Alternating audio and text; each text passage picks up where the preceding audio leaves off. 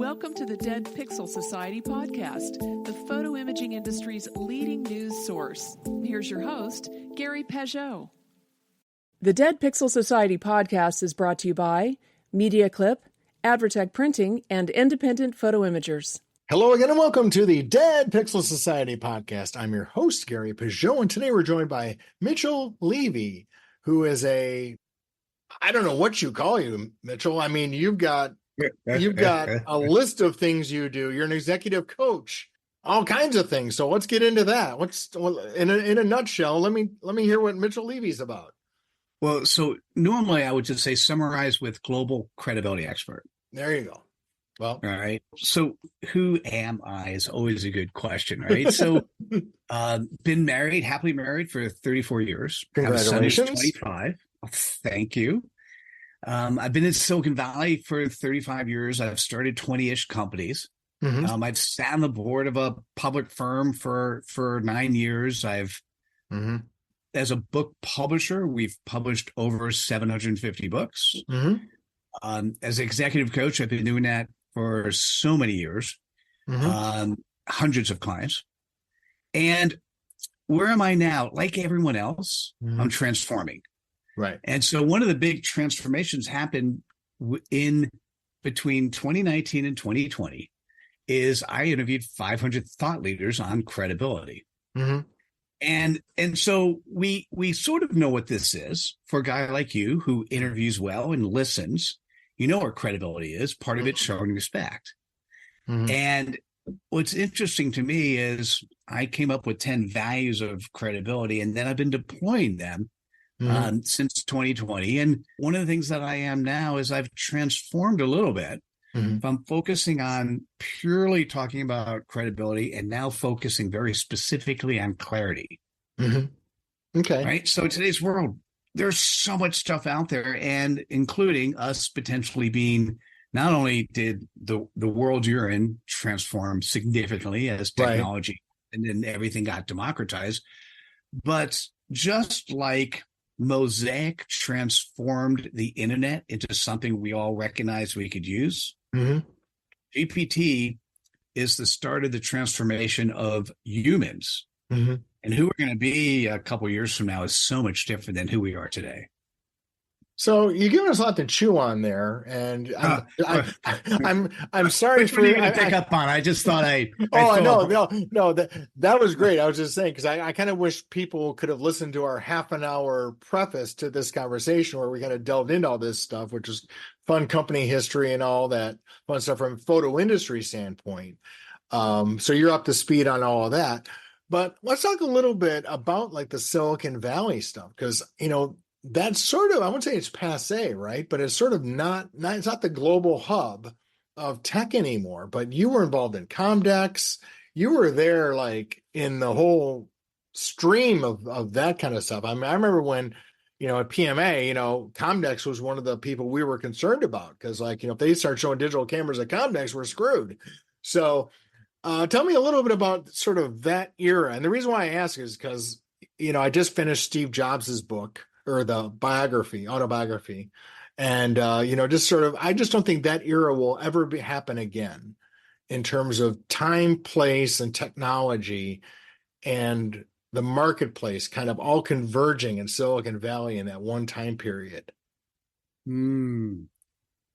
It's, by the way, I can't possibly ever say at the moment that Silicon Valley has become passe. So I will take heed on that, only because if you look at the juggernauts who have presence today in Silicon Valley in terms of the S&P 500 and who's out there, it's a fairly big entity, and part of it is something that many humans around the world have not sort of taken into consideration yet.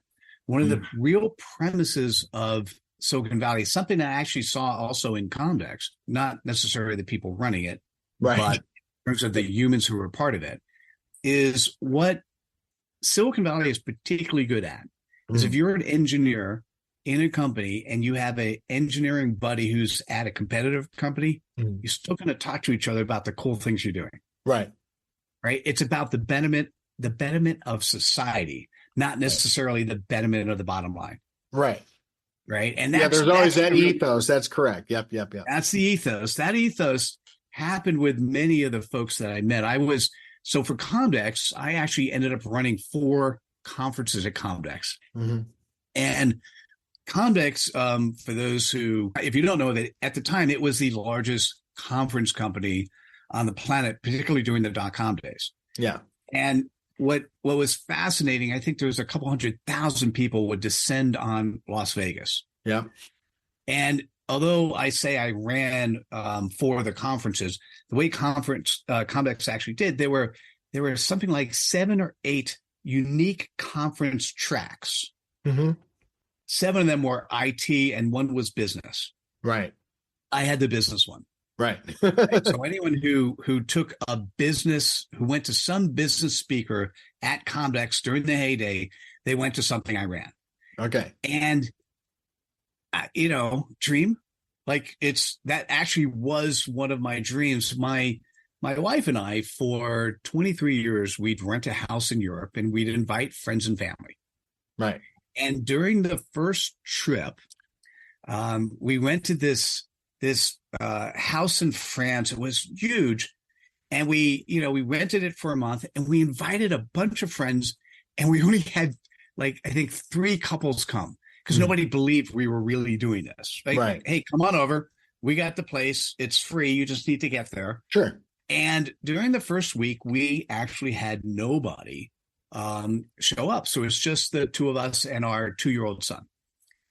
And what was fascinating is I'm reading, if you're an entrepreneur, you can't actually stop, right? Right. So I don't do business development during that time frame, although I'm going to say, as an aside, I've actually closed more business to pay for all 23 trips times 3 while I'm on my trips, but we don't have to mention that to my wife. Right. So what was interesting is I was going through emails and I deleted one, and then I go and had to undelete it because it was somebody who was running the business conferences at Comdex. And it actually said, "Hey, Mitchell, we've got a conference coming up. I'm going to need the content in a week and we'll need the speakers booked in 3. Can you do this?" Mm-hmm.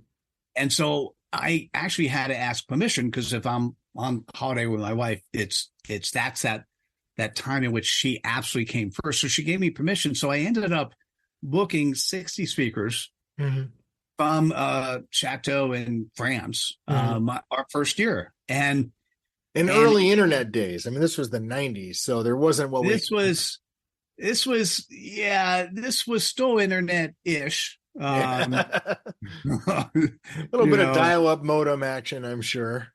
Oh, yeah. I can't remember if it was that trip or another one there where the house had a hard time with the internet. I'm pretty sure it might have been that one where the house occasionally had a hard time. So we actually had to travel so I would download, process the emails offline, and then travel to a place and piggyback on the internet in a corner store or something.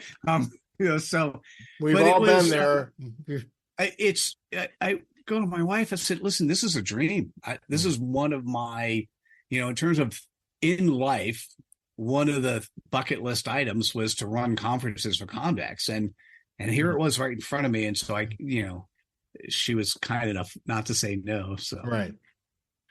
Okay, so let's talk a little bit about. I mean, you've run dozens of companies. You've done all these things. I don't want to dwell around that, but I kind of wanted to drill down a little bit on one thing we talked about kind of prior to the thing, and that's why I want to revisit it, is clarity concept, right? The idea that most businesses, whether they're a camera store or a photo store, a mobile app or a service provider, print or whatever, really needs to have a firm grasp on what their compelling offering is. And that's something you specialize in. Yeah. So first, if you're hearing me right now, I want to say something that you're not going to like. Almost everything you've been taught is wrong.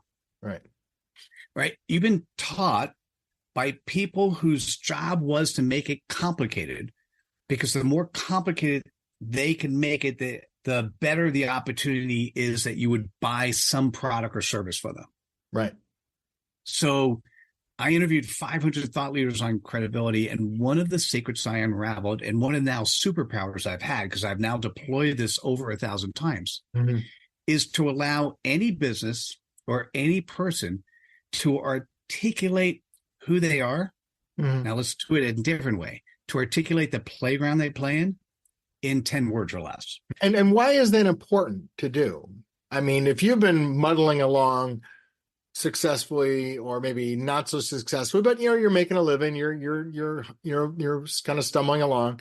Why is it important to have that clarity? Oh, it's a compass that allows you to make better decisions. When opportunity comes in the door, do you say yes or no? Well, is it in the playground you plan? Right. If you have people who really adore you and want to refer you, do they actually know what you do? Can they explain it? Right. I know so many times because I have so many businesses, when somebody asks my wife, what does he do? For a long time, she would just say publisher, but now it's simply, he helps focus on clarity. He helps focus on credibility, right? So the thing that's interesting is we have such little time. If somebody looks at your web page or look at your social media, can they actually figure out who you are? Can they trust that you could do what you do in seconds?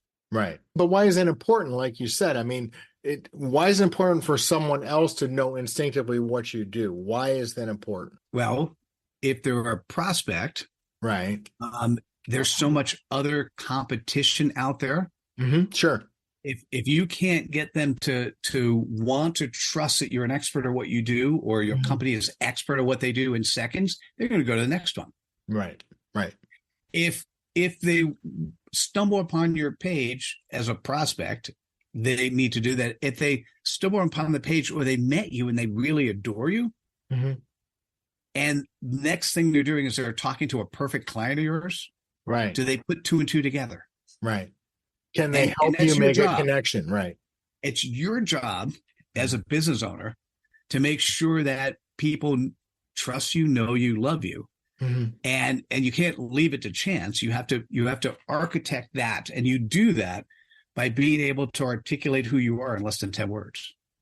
So walk us through that process a little bit of getting that articulation down, because you're not talking elevator pitch or any of that kind of word speak or business MBA type stuff. This is a different way to refine that down. This is something that you're going to hear it, and it's really simple. And even once I unraveled it, it still took me weeks to actually own it for myself. Right. So and I'm going to give you the formula. Now, there's lots of places you can go to learn more, but I'm going to give you exactly the formula. Right. So I call it a CPOP. It stands for your customer point of possibilities. Okay. I just articulated or summarized it as a CPOP. And it's comprised of two pieces. First piece is who do you serve? Right. And a lot of people, they start off by saying, I serve, and then they give you a litany of different people they serve. We serve everybody, right? I mean, because the market is everybody who needs this thing. Everybody who's got two eyes is in the market for photography. What I'm going to suggest is try to make that as small as possible and as narrow as you possibly can. Typically 1, 2, 3 words. Right. And I'll share you mine. And the next step is from your customer's perspective. Right. What is either the pain point that they globally recognize or that they locally recognize? What is the pain point they recognize? Sure. Or what is the pleasure point they want to reach? Right. Now, in many cases, 80% of the time, the pain point's the right one to use, but there are cases where you want to do the pleasure point. Right. Okay. So, and it took me a long time. So the current iteration I have of my CPOP is something that's 8 words long. And the goal of sharing a CPOP, now this is really cool, And you and I did yours, so we could share yours right afterwards. Sure. The goal of sharing a CPOP is for somebody to listen to it and go, tell me more, or what do you mean? Right. Right. So my CPOP, Mm-hmm. coaches who've created a job, not a business. Right. Okay. Should I tell you a little bit more? Sure. Absolutely. So within that container, there are over 100,000 executive coaches in the United States. There are many different types of coaches. And in many cases, particularly now with the internet, there are many certification organizations that have trained them to deliver and perform, to do a transformation of the clients they work with. Mm-hmm. Right. There's one thing in particular that they've not been trained. Right. They've not been trained on how to run a business. Right. So what I do with the people in the program, we have an ongoing done with you program that not only do they get clarity, right, but they also are getting a business development system so that they're continually in front of prospects that they then turn into clients, and they have coaches that they work with to help them on each step of the way. So can you restate that again? Now that you've explained what it is, can you restate it again so the audience can kind of make the connection of what you just explained to your actual CPOP? Got it. Coaches who've created a job, not a business. Okay. Right. So a lot of times what happens is when a coach wakes up in the morning, go, oh my God, I all my clients come from referrals and I don't have any clients at the moment, or I need to get my next one, or I go to this networking event, or I call these people, and that feels more like a job. That feels more like something they don't like. Right. Versus a business is something that's consistent and flowing and something they're excited about. So their pain point is the job piece. Okay. Yeah. I'm just saying is that it's sort of like the old adage about, entrepreneurs, right? Like entrepreneurs will work and, work 90 hours a week because it's their passion, right? So they're not necessarily treating it as a job. Whereas there are some people who maybe start a franchise or just a hardware store or something like that, and it is just a job. They're just working for a paycheck that they happen to create for themselves. I'm standing up, so there might be a microphone difference on sound, because I wanted to share a plaque that sits on my desk. Sure. Okay. And it says, the best thing about being self-employed is you get to decide which 20 hours a day to work. Exactly. Cool. All right. So I get that. Okay. So when you've got this, in this case, for example, so the people that you are helping are really the people who are interested in wanting to maybe, grow their network and be more effective, and may have more of I want to say an altruistic viewpoint, but more of an expansive viewpoint, as opposed to just, listen, I need to make X amount of calls a day and I need to close this many deals in a month kind of viewpoint. Well, from the perspective of coaches, and by the way, I also have an executive coaching business and I serve a different audience. Sure. Yeah. And so the CPOP for that audience is CEOs flying like eagles. Okay. Right. So that one is forward. It's a cool CPOP. Right. But on the coach's side, what happens is we're going to put ourselves in the mindset of a coach. You're good at what you do. You've created a good network. A lot of times they've worked for some big company for a while, so they have a really good network. People know them. They get good referrals. Right. They're really good at delivery. Right. And what happens when a referral comes in the door is, like you, like me, it's good to have a conversation. But the person coming in the door, I'm maybe one of 5 other people. So they get to make a decision, yes or no, on me. Mm-hmm.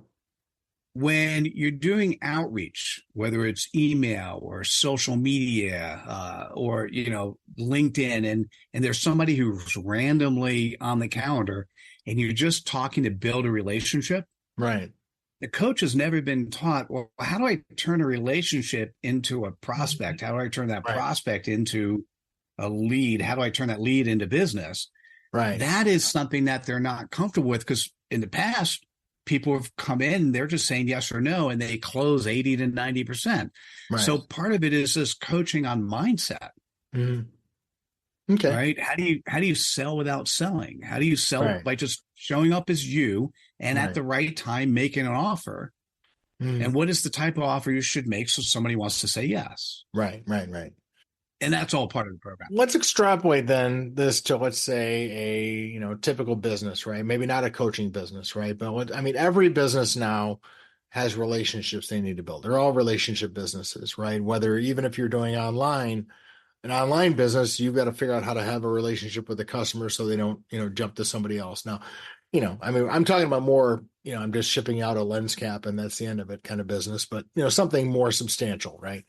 So wouldn't someone who is looking at that sort of thing, they have to have the discipline to understand that some people aren't their customer.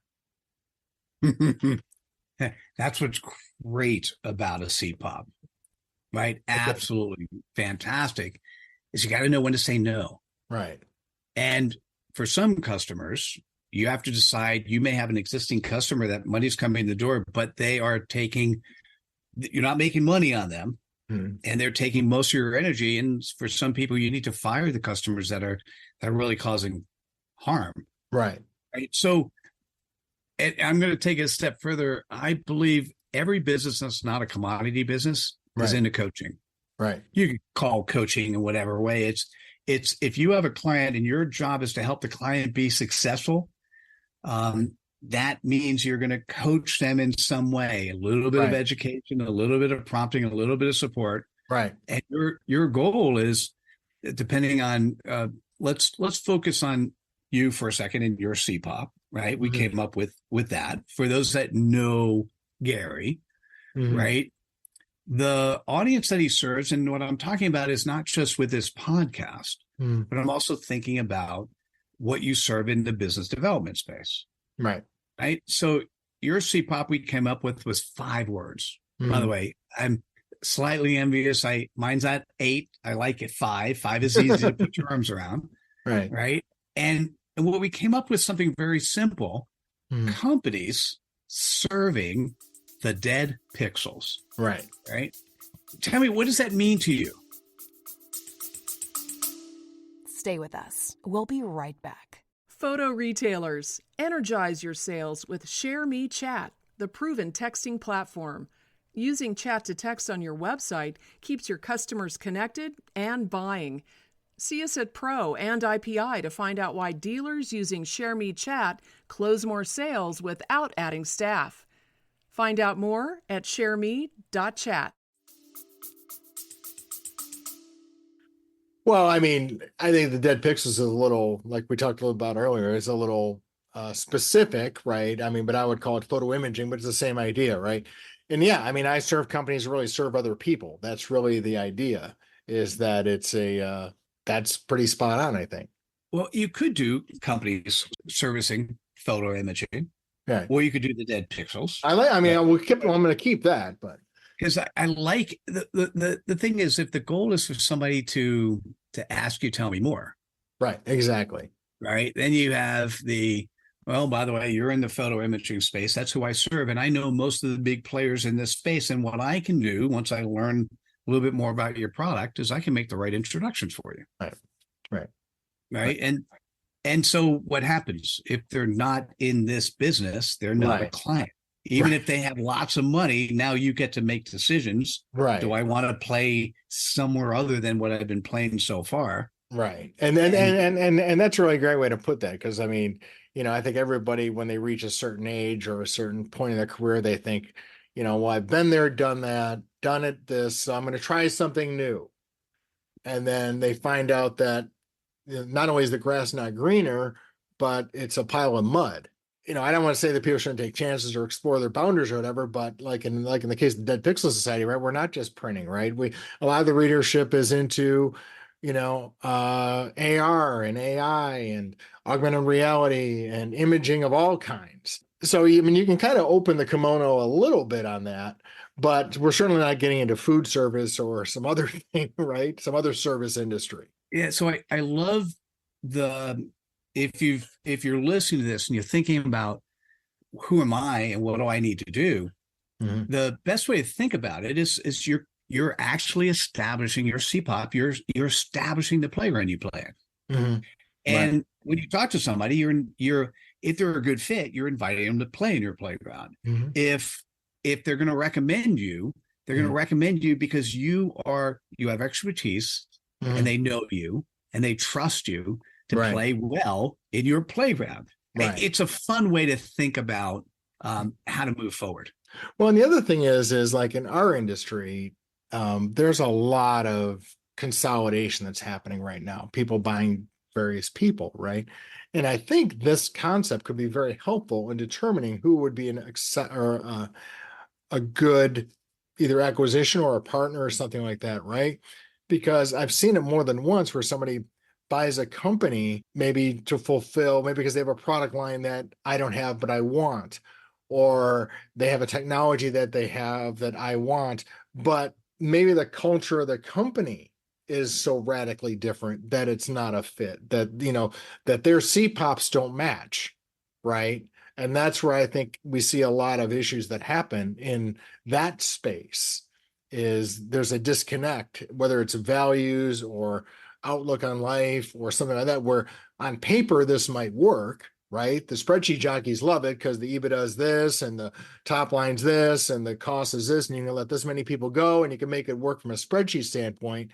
And then over the course of years, it's still not working because the values or the CPOP or what have you aren't connected.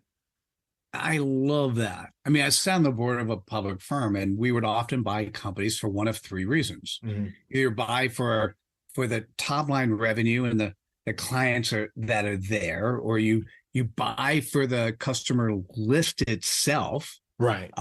Not necessarily name, but breadth, or you buy for an employee or a set of employees, right?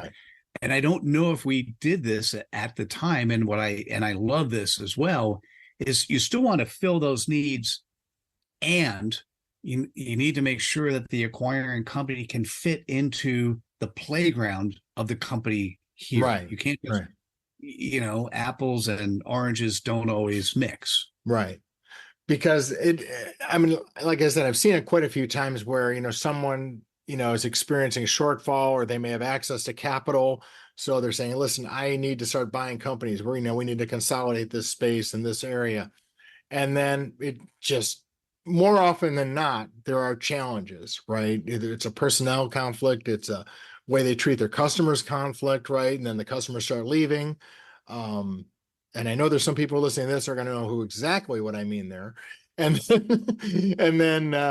then from there, you've really sabotaged your own business by doing this. It's a self-inflicted wound.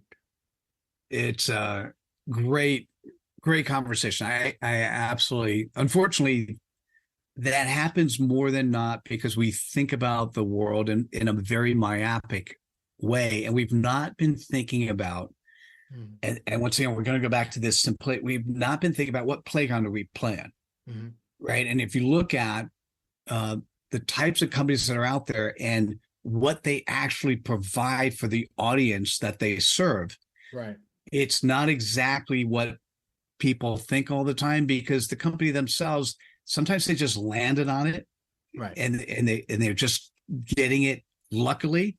Right. But when technology or industry changes, they can't move with the industry, because what they're not thinking about at the end of the day is who are your customers today, who are your customers tomorrow, and what is either the pain point they have or the pleasure point they want to solve.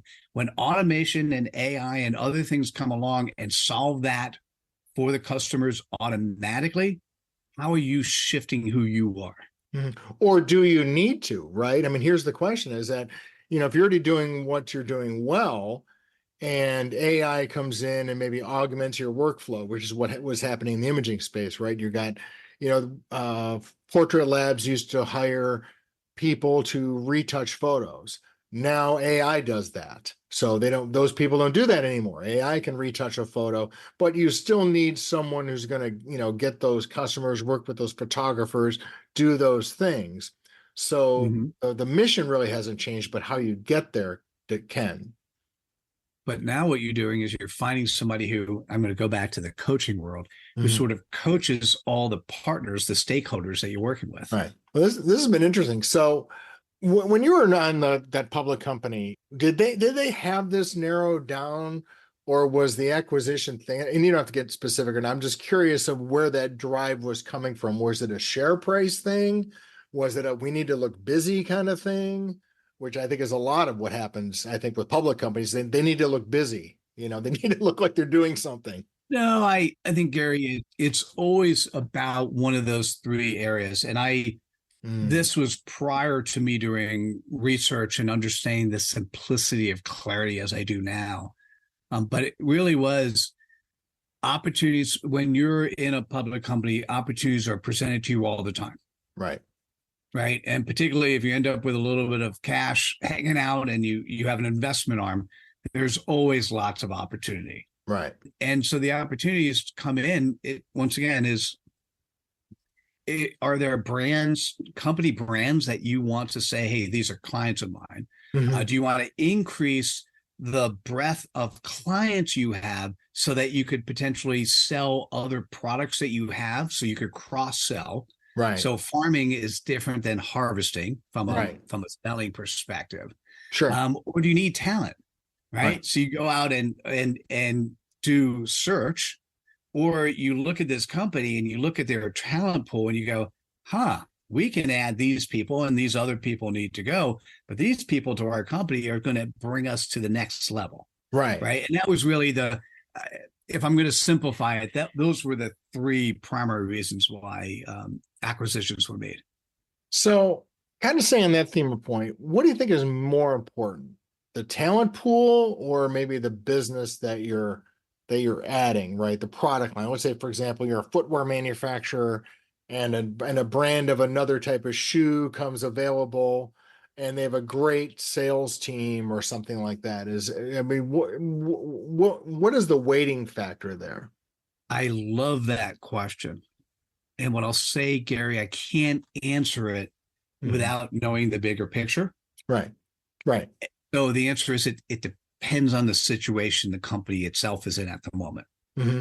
Right. There's a lot of times in life, it's simple to come up with formulas that generically people apply across the board. And everyone's looking for that. Yeah. In this particular case, it depends on where the company is and where their holes are. There's, once again, going back to the playground they're playing in. How adequately are they playing in that playground? Does that playground need to expand or contract? That doesn't mean the business expands or contract, but does that playground need to change? And how they're playing, are they doing it as effectively and efficiently for tomorrow as they should be doing it today?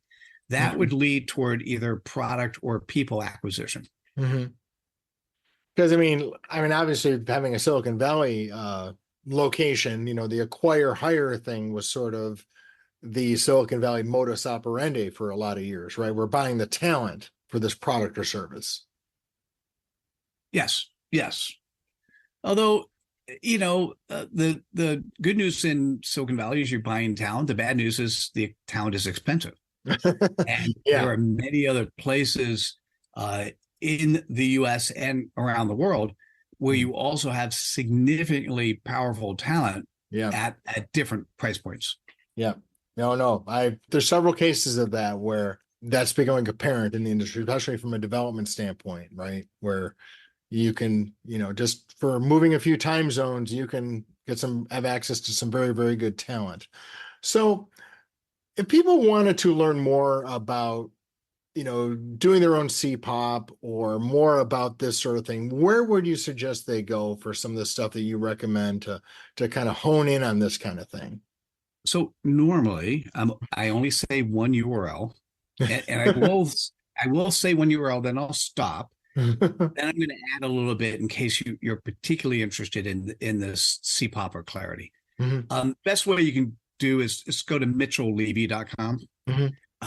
Like many of us, the website's a good incarnation, but we always need new stuff, and so I want to make sure there are two places you go. But if you like what you heard and you're interested, you can get access to, I think, most, if not all, of my programs. And if you need access to my calendar, it's directly there from mitchell-levy.com. Right. There's a couple things I'm doing. One is brand new. Mm-hmm. So one of the things I'm doing, if you actually want your CPOP, you recognize, man, I need this. Mm-hmm. I do a 90-minute session. So we do once a month, we do a 90-minute session. Guaranteed everyone in the room will get their CPOP. Mm-hmm. And so there you can get that through the Mitchell Levy. It's a credibility booster or a clarity session. Going to mitchelllevy.com will direct you to that right location. Mm-hmm. Okay. There's something new we just deployed, Mm-hmm. and I'm excited about it. Mm-hmm. Most of the time, people in professional services, the best way they get clients is through referrals. Right. So I created Referral Network Club. So referral-network-club.com. And for those people who are coming, it is a inexpensive price point to come for 1 hour once a month, Mm-hmm. and have the opportunity to walk away with one good referral partner. Okay, cool. But again, mitchelllevy.com is where we find all that fun stuff. Absolutely. Awesome, Mitchell. It's been great connecting with you. Like I said, I kind of wish everyone could have heard. We've been literally talking for hours, and I wish everyone could have been along for the ride for that. But I do appreciate you being on the program, and look forward to catching up with you again soon. My pleasure. And yes, that was sort of the discovery session where we were just sort of feeling each other out, and I enjoyed getting to know you as well. So thank you. Thanks for your time. Thanks for having me. Thank you for listening to the Dead Pixel Society podcast. Read more great stories and sign up for the newsletter at www.thedeadpixelssociety.com.